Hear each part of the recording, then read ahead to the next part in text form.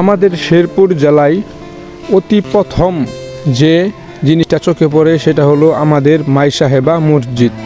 এই মসজিদটা প্রায় অনেক আগের একটি মসজিদ, যেটা অনেক আগে স্থাপিত হয় আমাদের এই শেরপুর জেলায়। আমাদের এই শেরপুর জেলায় আসবেন আর শেরপুর জেলার এই ঐতিহ্যবাহী মসজিদে নামাজ পড়বেন না, সেটা তো হয় না। মুগ্ধময়ী দেখতে এই অনেক বড় বড় গম্বুজগুলো, সেটা আমাদের এই শেরপুর জেলায় এসে স্থাপিত।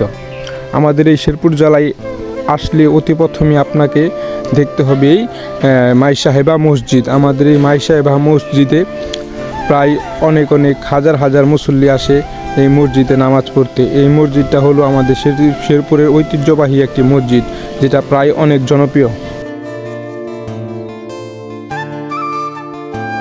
তো চলেন আপনাদেরকে আস্তে আস্তে ধীরে ধীরে দেখাই আমাদের এই শেরপুর জেলার ঐতিহ্যবাহী মসজিদটি, যে মসজিদে আমরা শেরপুর জেলার মানুষ সেই মসজিদ নিয়ে গর্ববোধ করি যে আমাদের শেরপুর জেলায় চেনার মতো একটি মসজিদ আছে, যেটি প্রায় অনেক আগে স্থাপিত হয়েছে। আমাদের এই মসজিদটি আমরা নিয়ে গর্ব করতে পারি।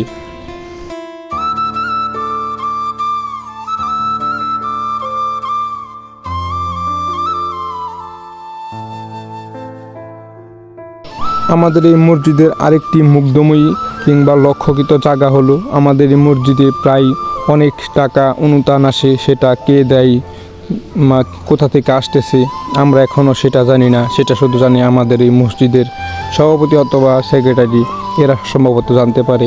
কিন্তু যে আল্লাহ তাআলার বান্দা এই দানগুলো করতেছে, সে সহি সালামত থাকুক, আল্লাহ তাআলা তাকে হেদায়েত দান করুক।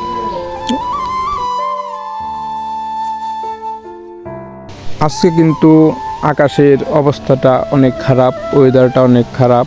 তো এর জন্য আপনাদেরকে মনে হয় ভালোভাবে দেখাতে পারতেছি না আমাদের এই শেরপুরের মসজিদের গম্বুজগুলো। তো সবাই ভালো থাকবেন, সুস্থ থাকবেন, আর আমাদের শেরপুর জেলায় এসে এই মসজিদে নামাজ পড়বেন, জাকাত দেবেন, যে কোনো বিষয়ে আমাদের এই মসজিদে আসবেন ইনশাল্লাহ। পুরো বাংলাদেশ থেকে আমাদের এই মসজিদে আসবেন।